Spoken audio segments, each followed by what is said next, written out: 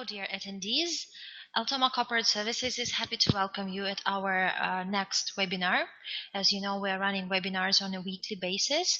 My name is Katerina Bila. I'm the head of the Corporate Service Department at Eltoma Corporate Services. And today we are going to cover the topic corporate law and the division of powers within a company based on the UK legislation. Before we start, I want to attract your attention to the chat box in the left part of your monitors. This is the chat box that you can use to write your comments or questions arising during the webinar, and we'll try to cover those questions at the end of the webinar in case we have time. Otherwise, you will be contacted directly to the emails that you used while registering to the webinar, and please be assured that you will get the replies to your questions in any case. So with regards to the topics of the webinars, you can find the schedule on our website and register for any webinars that you're interested in. In case you, for some reason, miss the desired topic, you can leave an application, and as soon as we have enough applications, the topics are repeated on a monthly or 2-monthly basis. So anyways, in some stage, you will still have another chance to participate. Okay, so just for me to be safe that you are the sound is okay, please kindly write me a short message on the chat box to confirm that the sound is okay and we can start the webinar. Okay, thank you very much.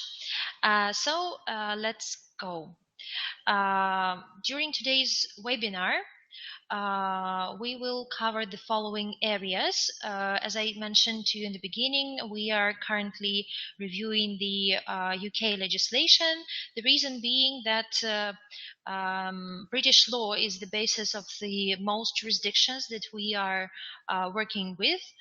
On the other hand, the current legislation that we'll be reviewing today is based on the recent edition of the year 2006, while the legislations of other jurisdictions, most of which were previously connected or were previous colonies of the of Britain, they are based on the previous editions of the law, but there is still much in common. The principles are still same with regards to the responsibilities and the liabilities that are laid on the directors and the shareholders of the company. But if you need more specific advice, you should either refer to ourselves, any other legal advisor, or just go through the Companies Act of the specific jurisdiction to get replies to your questions. So, during today's webinar, we will discuss with you the division of powers between the board of directors and the shareholders, just to understand who's responsible for what. Further, we will discuss the types of the directors, the procedure of their appointment and removal. As well, we will mention the purpose and extent of directors' duties, including to whom exactly the directors owe their duties, because this is a quite important point to understand in view of your further running the business, especially if you are using nominee directors, because there might be some risks arising from this, and there are obviously some advices how to eliminate those risks. We will cover as well the regulation of directors contracting with their companies and the remedies and reliefs for breach of duty of the directors. So, speaking in general, the key organs of governance of a company are the board of directors and the shareholders. As a governing body or organ of the company, the shareholders are often referred to as the shareholders in general meeting. This description is accurate for public companies, though, because decision-making by public company shareholders must obligatorily take place by resolutions that are passed at a shareholders meeting. The shareholders and the board of directors are considered as organs of governance of a company, and we will further discuss the division of powers between them.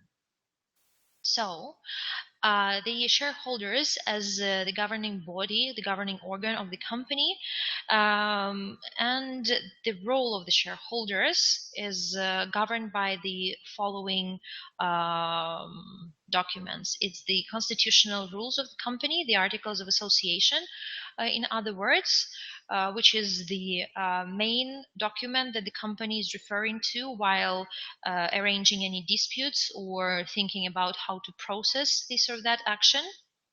As well, there is a statute law in place. At this stage, the laws that are governing the area of maintaining, managing the company is the Companies Act as of 2006, and as well the Insolvency Act dated 1986. And as well, while managing the company, you should refer to the cases recognizing the power of the shareholders in the certain circumstances, meaning the court cases.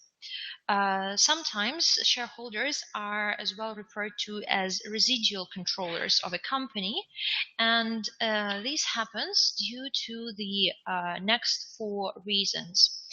Actually, the four main points to support this is the law requires certain fundamental decisions to be made by the shareholders.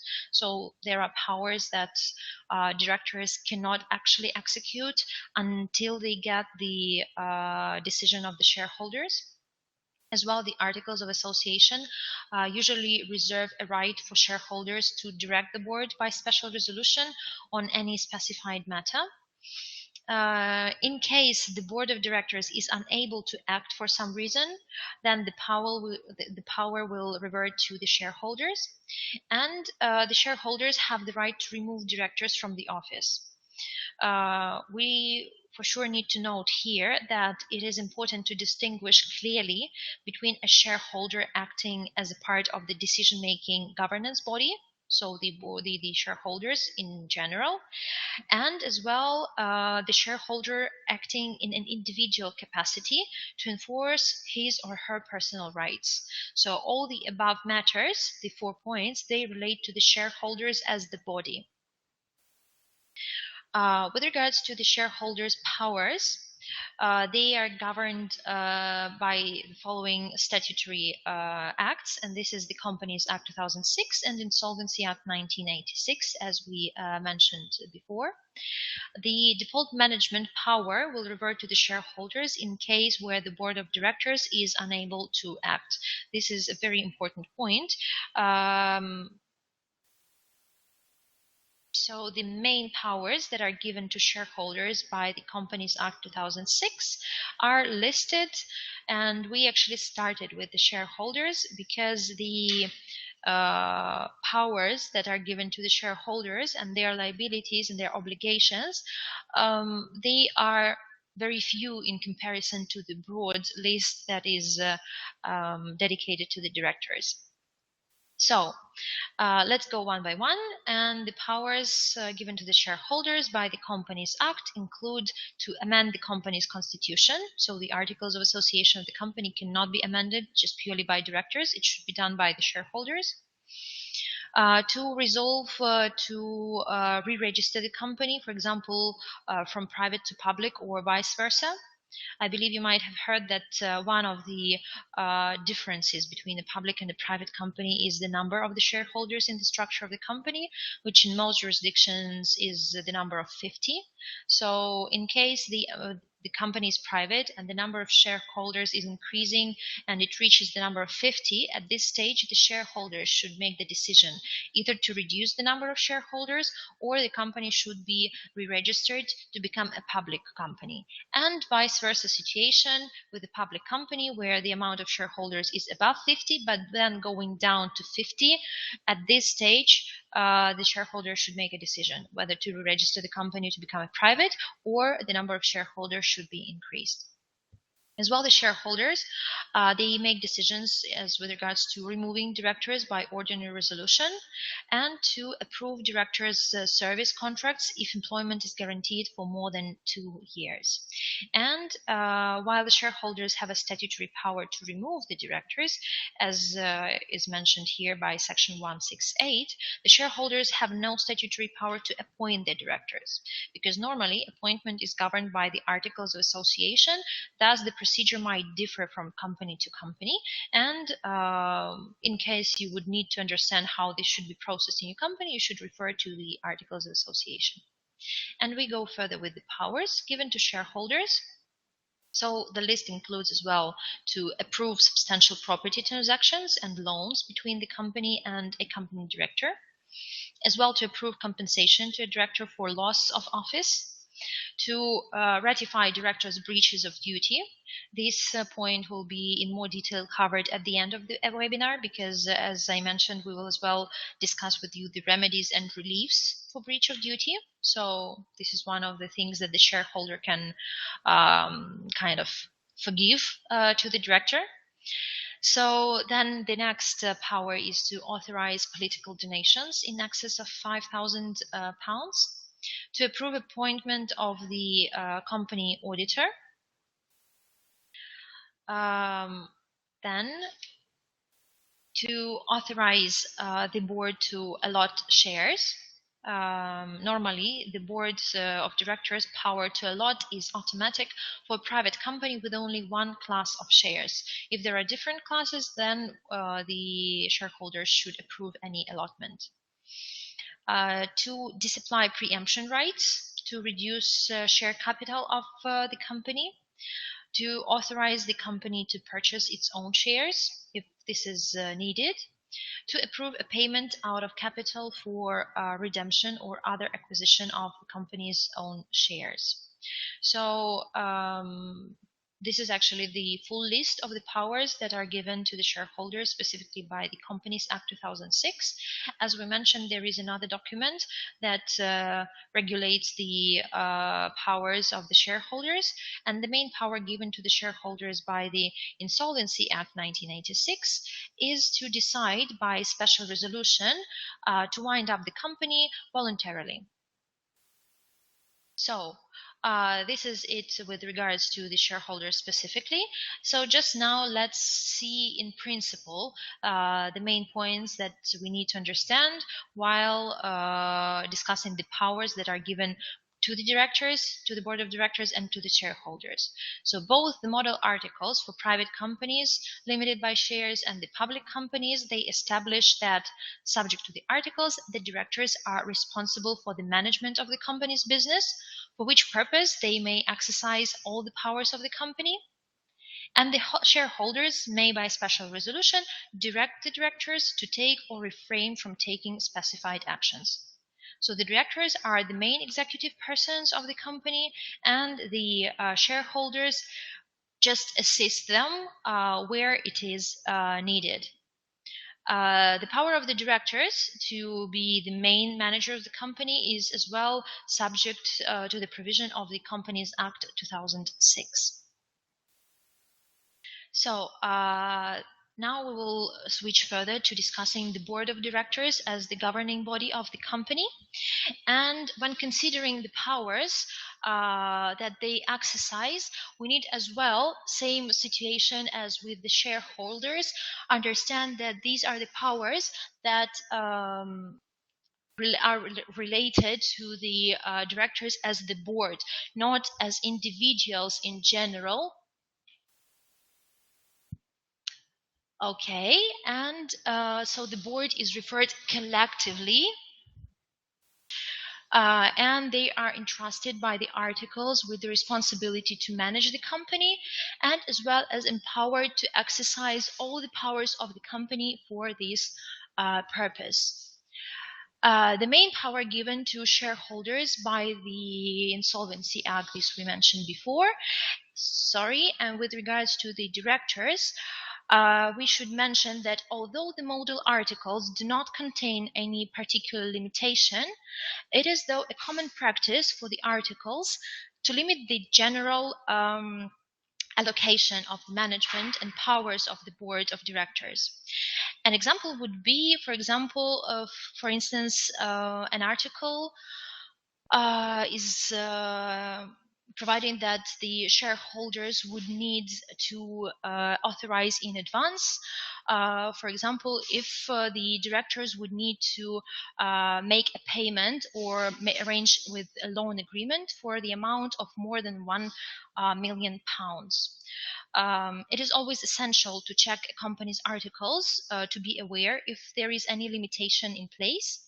And in case of the director acting outside his authority, the Companies Act 2006 operates in favor of a person dealing with the company in good faith. So even though the director might act above the limits of his powers, the contract will still be considered as efficient and will be deemed as executed. So the liabilities will arise, and then it is already the obligation or the right of the company to resolve this matter with the director and understand the implications of the director acting above his powers. There is one more important area that we need to mention with regards to the directors performing their main activities, and this will be delegation and authorization. Because in the course of management of a company, the company powers are not only exercised by the board of directors. I believe this is some standard practice everyone is aware of. So delegation of powers is essential if a company is to be run effectively. Subject to the articles of association of the company, the directors may delegate any of the powers which are conferred on them under the articles the following ways. So to such person or committee, by such means, including by power of attorney, which is the most popular means, to such an extent and in relation to such matters or territories and on such terms and conditions as they think fit. So this is upon the directors' call of judgment, whether they want to delegate any powers to any third party to act on behalf of the company and the directors themselves. The second point of Article 5 of the Articles of Association as well mentions that if the directors so specify, any such delegation may authorize further delegation of the directors' powers by any person to whom they are delegated. Normally, for example, when we are executing general POAs on behalf of our nominees, for the beneficial owners or any third party from the company, we would not include the clause for delegation, because by including this clause, in the end of the day, there is a big risk of losing the control of who is really responsible and which actions are performed on behalf of the company. As well, the directors may revoke any delegation in whole or part or alter these terms and conditions. All too often, it is unclear whether or not an individual director, executive, or employee has the authority to exercise a particular power on behalf of the company. So the governing area of law here is agency law, and the person to whom the board delegates power to change the legal position of the company is considered as an agent to the company, and with all applicable legislation for this. We further pass to the types of the directors. As we mentioned from the beginning, we need to cover these to understand which kinds of directors are specified according to the law, and to understand whether there is any difference between the liabilities and the duties of the directors depending upon the role they perform in the company. So the Companies Act says that director includes any person occupying the position of the director by whatever name called. So the law does not distinguish between the directors. The director is always the director of the company. So the main types of the directors specified in the law is de jure directors, de facto, shadow directors, executive and non-executive directors, managing director, and nominee directors. We specify nominee directors in the end of the list because we will follow as well to discuss the risks that might occur in view of using this service. So let us see one by one the description of each type of directors. So the UTA directors are the directors appointed in accordance with the Articles of Association. Their details are recorded by the company in the Register of Directors. The Registrar of Companies is notified about the appointment of this type of director, and in general, there is no doubt as to the status of such individual. They are directors for all legal purposes, and this is actually the most simple type of the directors because, well, no other questions that might arise here. Further, the de facto directors, these are the directors who have not been legally appointed, including as well the situations where a purported appointment is irregular, but nevertheless, these directors openly assume the position of the director despite a lack of authority and right to act. With this regards, the majority of the courts confirmed that a person is only a de facto director if he or she has assumed responsibility, that is, openly opted into the role of the director of a company.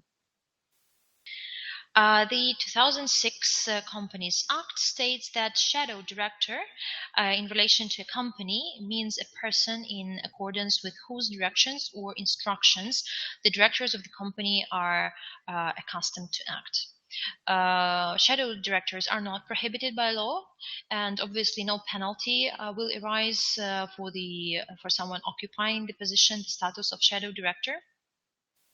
And in general, the Companies Act provides that the general duties of directors apply to shadow directors as well. We should note that if the directors of the company act on the advice of another individual, which is given in a professional capacity, in kind of a service, a paid service, this will not be enough to render that individual a shadow director. This is important, I believe. Further, we go to executive directors, and well, it is not a legally defined term, but this is a director who usually has extensive powers delegated to him because of the role he performs in the company, and almost certainly this kind of director has a service contract with the company. We need to understand that his service contract will be separate from his appointment as the company director. On the contrary, the non-executive directors are the directors who do not have an employment contract and have no executive management responsibilities within the company. And non-executive directors, they are subject to the same legal framework as their executive counterparts. We should remember that the duty of care, which is owed by non-executive directors, would also appear to be the same as that expected of executive directors. So similar liabilities. But however, the non-executive director is likely to have to do less than the executive director to discharge his duty. And in general, most large companies have both types of directors on their boards, and both have overall and equal responsibility for the leadership of the company. With regards to the managing director, Table A, being the both model articles for private and for public companies, going together with the Companies Act dated 1985, so the previous edition, made specific reference to appointing a member of the board to be a managing director. On the other hand, the model articles under Companies Act 2006 already do not mention the managing director as a notion. On the other hand, the term managing director used to be legally important because of the breadth of authority an individual is given. Further, we come to the nominee directors, which is the bigger part of the types. And as you might already understand, there is no legal concept of nominee director because a director is always a director and is always responsible for the company's issues. It is not a legal term, but it is usually used by the service providers to describe a director who is in practice expected to act in accordance with some understanding or arrangement, which creates an obligation or mutual expectation from someone else other than the company as a whole. So normally the nominee director will be actually the person who is doing actions instructed by the beneficial owner of the company or the appointed contact person. On the other hand, we always need to remember that the nominee director will still bear all the responsibilities and all the duties that a regular director would have. So this is actually the explanation why our nominee directors do not blindly sign everything that our clients are providing to us. We have a legal department who is reviewing all the documents to make sure that all the information specified is correct. It doesn't contradict any laws, and it doesn't have personal liabilities or possible negative consequences for the company and the nominee director specifically. Obviously, it is impossible to completely eliminate the risk related to the nominee services, but the risk can be mitigated by careful selection of a service provider and properly prepared nominee service legal documents, or as well by choosing an appropriate company's structure. I might give you the example of how Eltoma Corporate Services works with our nominees. So, for your understanding, our nominees do not permanently stay in the premises of the office. They normally come only when we are asking them to come and sign the documents. So as soon as the client confirms that he wants to use a nominee service in the company structure, we prepare all the relevant documents, and then we just call the nominee to come and sign them. As well, the nominee is not getting the copies of the documents that they are signing, as well for safety reasons, that the nominee cannot actually use this information, let's say with relation to the banks or establishing any kind of agreements on their own on behalf of the company. On the other hand, the nominee has the right to get the spreadsheet, the list of the documents that they are signing on a monthly basis, as well for their understanding for which companies they are actively performing their duties. The following legal documents are normally prepared when we are appointing a nominee director in the structure of the company. This is an indemnity letter and as well the resignation of a director with the open date. Simultaneously, we are asking the beneficial owner to sign the appointment letter of himself on the position of the director with an open date. The reason being here is that according to the law, and we will actually see these duties further, the director has personal responsibility for some points related with management of the company. And in case the beneficial owner is lost, for example, decides to abandon the company, all the risks with regards to bringing the company into good standing or properly liquidating the company, they would go to the nominee director. So obviously we cannot afford this, and assigning the resignation of the director and the appointment of the BO in the position of the director with open date, this is kind of a safeguard measure that we were forced to introduce a while ago to safeguard our nominees. So we assure all the clients that this document will not be used in case the company is being held in good standing. All the relevant documents that we need to maintain compliance measures are provided, and that this will be only used in case that the client will decide to abandon the company and pass the risks to us. Unfortunately, we'll have to appoint the beneficial owner in the position of the director, and in case there will be further any court case or any further consequences of the abandoned company, then the government authorities will be already looking for the current director in the position, being the beneficial owner himself. So we highly not recommend our clients to abandon the companies. With regards to the indemnity letter provisions, they cover the three main points which are specified on this slide.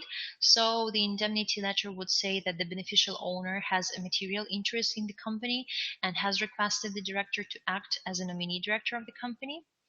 As well, it would prove that the director does not have financial interest in the company and agrees to serve with the position of the nominee director. And further, this agreement will record the terms and conditions which govern the mutual relationship of the parties. The main aim of the indemnity letter, obviously, it cannot safeguard in total the director from any consequences and risks and problems.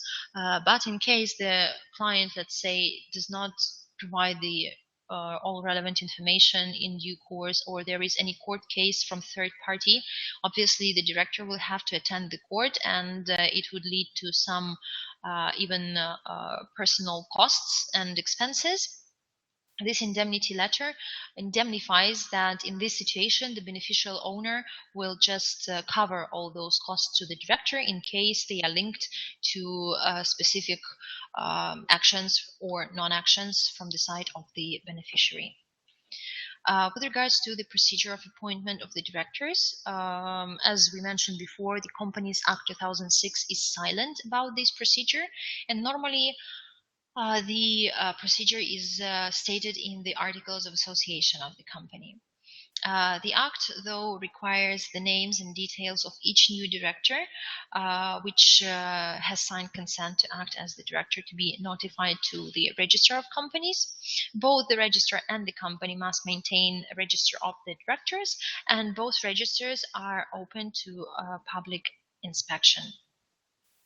Here we should mention that the register that the public can inspect contain only the service address of the director, not his personal details. So the rules regarding appointment of directors are normally set out in the articles of the company. Both the model articles for private companies and for public companies provide for directors to be appointed either by ordinary resolution or by a decision of the directors. Furthermore, the shareholders have inherent power to appoint directors by general resolution if nothing of the above works. With regards to the number of directors, the private company must have at least one director, and a public company must have a minimum of 2 directors, but no statutory maximum number of the directors is set, both for private and public companies. So there is a statutory limitation for the number of shareholders with regards to the private and public company, but nothing of the kind for the with regards to the directors. In general, we need to remember who can be a director. So a director does not need to be an individual, meaning that a company may be as well a director of another company, but the Companies Act provides that the company should have at least one director who is a natural person. So meaning that a company might be a director of the company in case there are 2 or more directors, not a sole director. There are certain categories of persons who are not permitted to act as the company director. And for example, that should be a person who has not attained the age of 16 years old. As you understand, this is actually the new requirement of the last edition of the Companies Act. And for example, the directors who were not yet 16 when this provision came into effect, and that happened on the 1st of October 2008, they ceased to be directors of the company from that date. And the companies who had that young directors on that stage, they were forced to appoint another director. Then we should remember that a bankrupt person is not supposed to be a company director unless he secures the permission by the court, and as well, obviously, the persons who are disqualified by court from performing the functions of the company director. Further, we go to removal and retirement of the directors. So the Company Act 2006 contains a very important provision entitling shareholders to remove one, several, or even all directors. With regards to statutory provisions, they imply that a company may, by ordinary resolution at a meeting, remove a director before the expiration of his period of office, notwithstanding anything in any agreement between it and him. As well, similar regulation is specified in the UK Corporate Governance Code as of June 2012. It says that all directors should be submitted for re-election at regular intervals, subject to continued satisfactory performance. This is actually as well a standard practice, especially in case of using nominee directors. With regards to the articles of association of the company, they usually provide for a director to cease to hold office if he ceases to be a director by virtue of any provision of the Companies Act 2006, or if he's prohibited from being a director by law. This was actually the example of the 16-year-old directors who were just forced to leave their position as soon as the Companies Act 2006 became effective. As well, the director should cease to hold the office if he is bankrupted or makes a composition with his creditors, is physically or mentally incapable of acting as a director, and as well has notified the company that he's resigning or retiring from office. Article 21 of the Model Articles for Public Companies additionally provides that a director appointed by the directors to retire at the next AGM, the practice being for him to be reappointed by the shareholders at that same AGM, and as well, all directors should retire by rotation every 3 years, although directors may be, and as we already mentioned, are regularly reappointed to the same positions. Further, we are moving to the biggest area of today's webinar, and we will now start discussing with you the director's duties.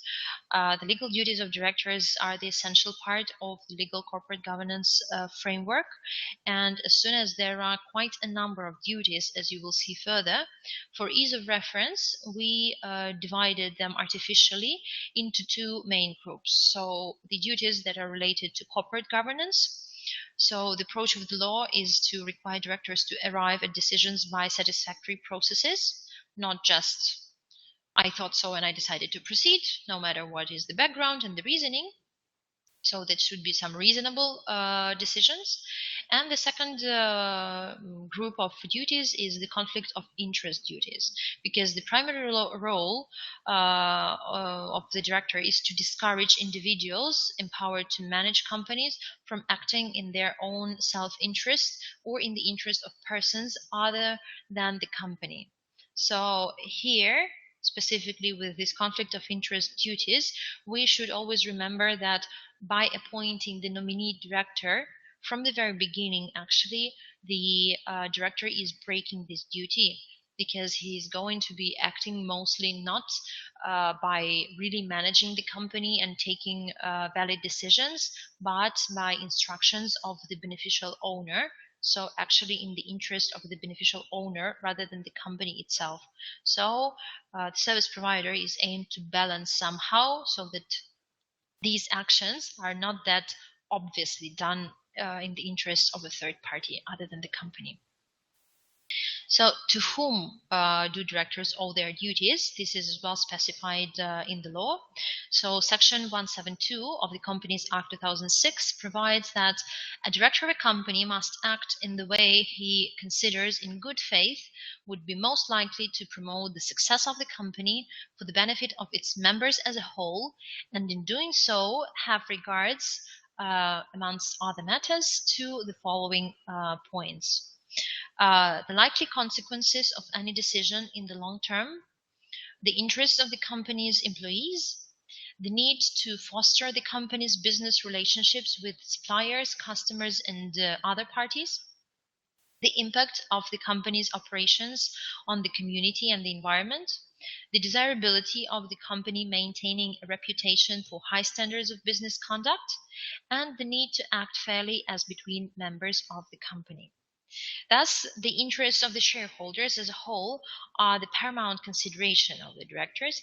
However, the directors must have regard to the interests of other stakeholders, particularly described above, and as well they are shown on the next slide in the way of kind of a diagram for your ease of reference. So we see that we have a company in the middle, the same dark gray shade, the shareholders are highlighted, so they are the primary consideration of the directors.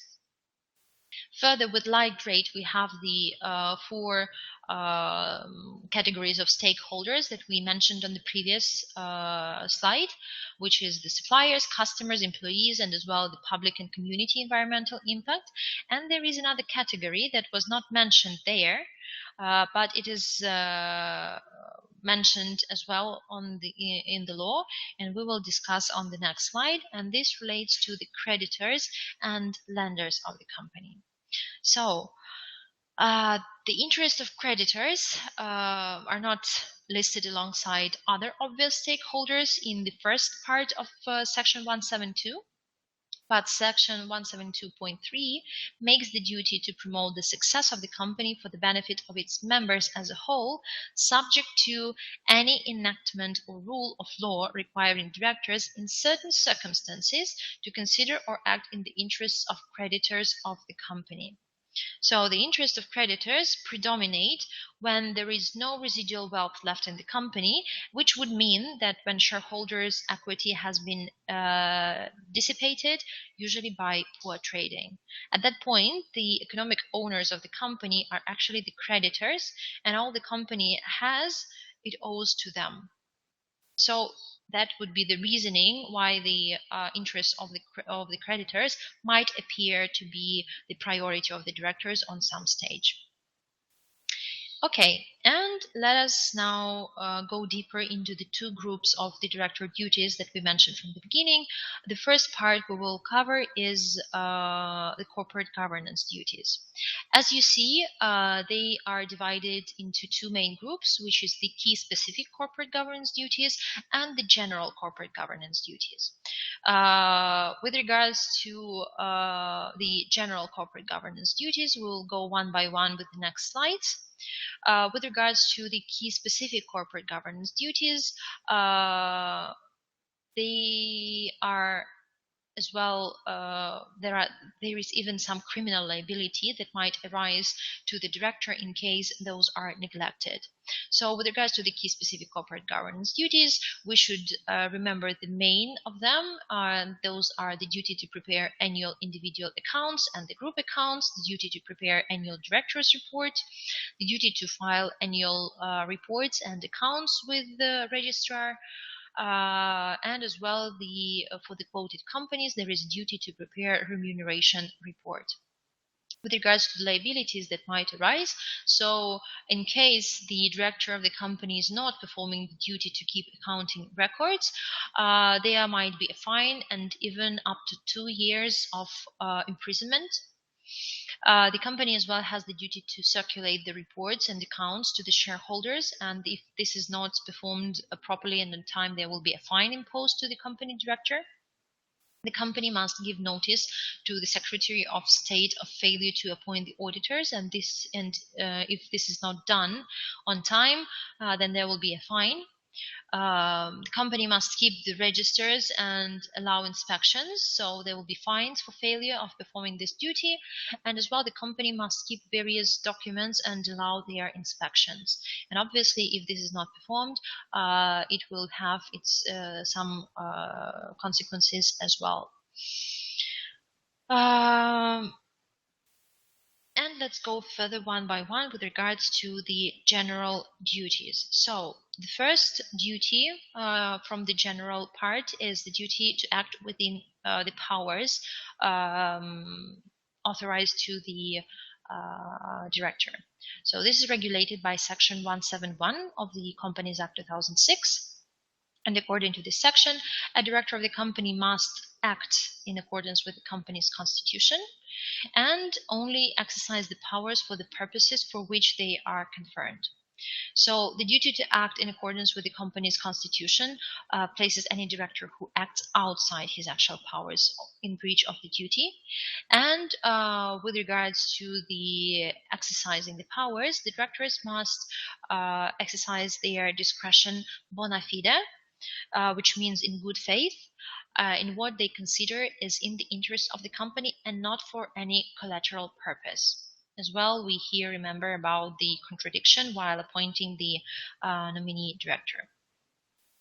Further, the duty to promote the success of the company, which is governed by Section 172, and we already mentioned this section a little bit before with regards to the main priorities, interests that the director should be considering. So for the benefit of the members of the company, it's point 1 of this section, having regards to listed matters and interests of other stakeholders. The other stakeholders are mentioned in point 1 as well, and a separate point is dedicated to the creditors and lenders of the company and their interest in specific circumstances, as we discussed a little bit earlier. The next duty is governed by Section 173, which is the duty to exercise independent judgment. So a director of the company must exercise independent judgment, and this duty is not infringed by his acting in accordance with an agreement duly entered into by the company that restricts the future exercise of discretion by its director or in any way authorized by the company's constitution. The next duty is governed by Section 174, and this is the duty to exercise reasonable care, skill, and diligence. So obviously the director is supposed to exercise these duties. This means the care, skill, and diligence that would be exercised by a reasonably diligent person. Firstly, with general knowledge, skills, and experience that may reasonably be expected of the person carrying these kind of functions. And secondly, the general knowledge, skill, and experience of this specific director who is performing this function. So the key specific corporate governance duties we already mentioned with you in the beginning when we had the general structure of the corporate governance duties. So the corporate governance duties and the duties related to the conflict of interest are not mutually exclusive. And where a director acts in his own self-interest or in the interest of another person to whom he owes a duty, he will very often also be in breach of the corporate governance duty. So they are in most cases interconnected rather than mutually exclusive. So the conflict of interest duties, they are as well divided in separate groups that would cover the company contracts and the other duties related to conflict of interest. We will as well in more detail discuss them in the next slides. So with regards to the company contracts as well, there is a group of general duties and the duties with regards to 4 kinds of specific transactions where the director is supposed to firstly obtain the authorization from the shareholders to proceed with those transactions. And let us go further one by one, discussing each of these duties described on this slide. So the first one, duty, is regulated by Section 175, and it says that a director of the company must avoid a situation in which he has or can have a direct or indirect interest that conflicts or possibly may conflict with the interests of the company. The wording might seem to you a bit complex, but in general, these clauses are taken exactly from the Companies Act. So we decided that it would be maybe not worth to reword those because this is the specific quotation from the law. So this kind of duty applies in particular to the exploitation of any property, information, or opportunity, and it is immaterial whether the company could take advantage of the property, information, or opportunity or not. So This duty does not apply to a conflict of interest arising in relation to a transaction or arrangement with the company. For this, we have this other group that we will discuss further. And as well, we need to remember that this duty is not infringed if the situation cannot reasonably be regarded as likely to give rise to a conflict of interest, or if the matter has been authorized by the directors. So some loopholes exist. Further to this, the authorization may be given by the directors where a company is a private company and nothing in the company's constitution invalidates such authorization, by the matter being proposed to and authorized by the directors, or in case of public companies, its constitution includes provision enabling the directors to authorize the matter, by the matter being proposed to and as well authorized by them in accordance with the constitution of the company. The authorization of this kind of action is effective only if any requirement as to the quorum of the meeting at which the matter is considered is met, without actually counting the director in question or any other interested directors with regards to this specifically discussed matter. And the matter was agreed to without their voting, or would have been agreed to if their votes would not be counted. Any reference in this section to a conflict of interest includes a conflict of interest and duty and a conflict of relevant duties. There is as well the next duty, which is regulated by section 176, and this is called the duty not to accept benefits from third parties. Obviously, the director of the company must not accept any benefit from a third party in case this is confirmed by his position of being the director of a specific company, or he's doing or not doing anything as the company director. In this situation, a third party would mean a person other than the company and an associated body corporate, or a person acting on behalf of this kind of an associated body corporate. Unless provisions in the articles permit such, third-party benefits must be approved by the shareholders if a director is to avoid further liability and circumstances that might arise. With regards to the directors contracting with their companies, there is a list of duties to declare the interests that might arise or already have arisen. And as well, as we mentioned, there are certain 4 types of transactions that would need the shareholders' specific preliminary approval. So with regards to the duty to declare interest, the first duty is governed by section 177, and this would include the duty to declare interest in proposed, so in the future, transactions or arrangements. If a director of the company is in any way directly or indirectly interested in the proposed transaction or arrangement, he must declare the nature and extent of that interest to the other directors.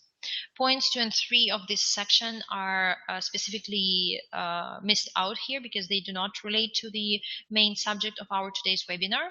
So just don't think that they are avoided by mistake. Then point 4 of the same section would say that any declaration required by this section must be made before the company enters into the transaction or arrangement. And as well, this section does not require a declaration of an interest of which the director is not aware, or where the director is not aware of the transaction or arrangement in question. And obviously here as well, the principle of reasonability is applied because the director is treated as being aware of matters of which he ought reasonably to be aware.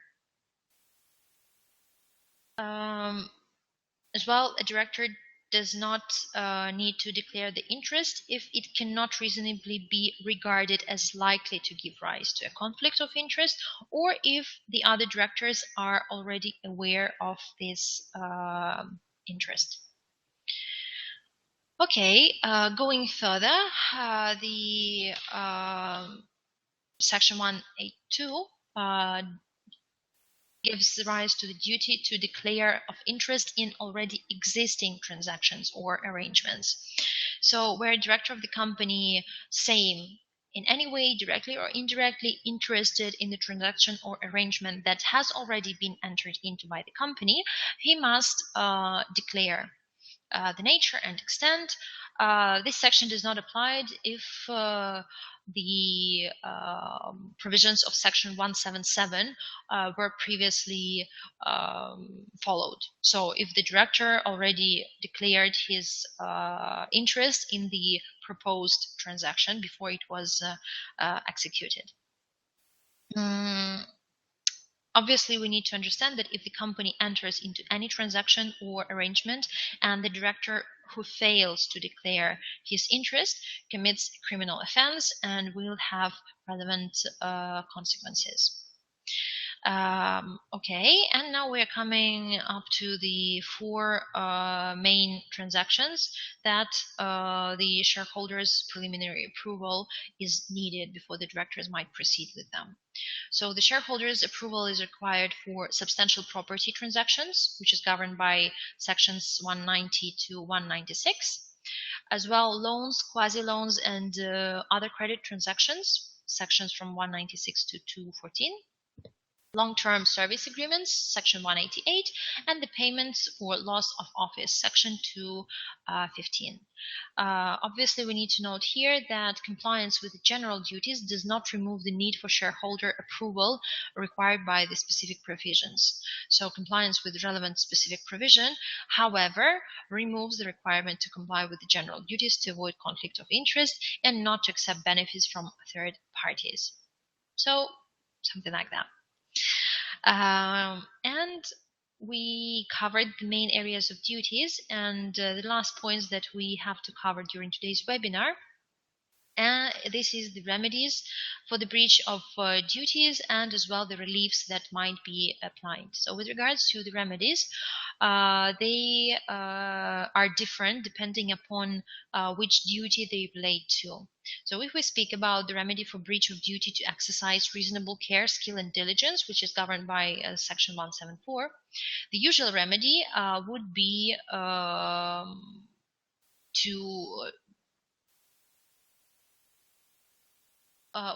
the usual remedy would be actually that the company would claim damages for the breach of duty from the director.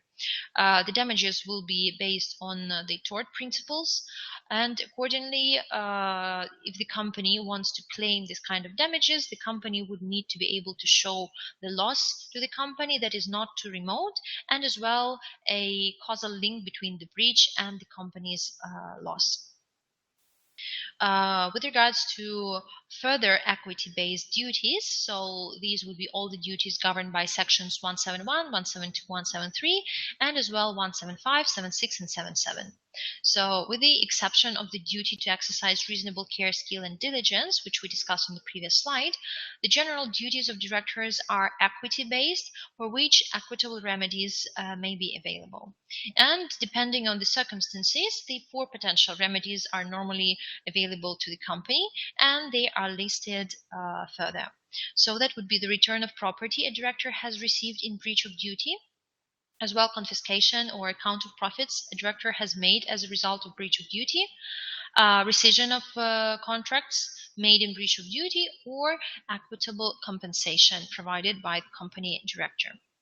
As well, where a director is in breach of his duties, the director might be removed from the office. And okay, this is a separate section that we will see on the next slide. The remedies for failure to obtain shareholders' approval for the four specific transactions that we discussed earlier. This is regulated by section 195 relating to substantial property transactions with directors, and as well section 213 relating to loans, quasi-loans, and credit transactions. These sections provide that the transaction is voidable at the instance of the company. And in addition to this, the director may be required to account to the company for any benefit or profit made from the transaction and indemnify the company for any loss or damages resulting from the relevant transaction executed.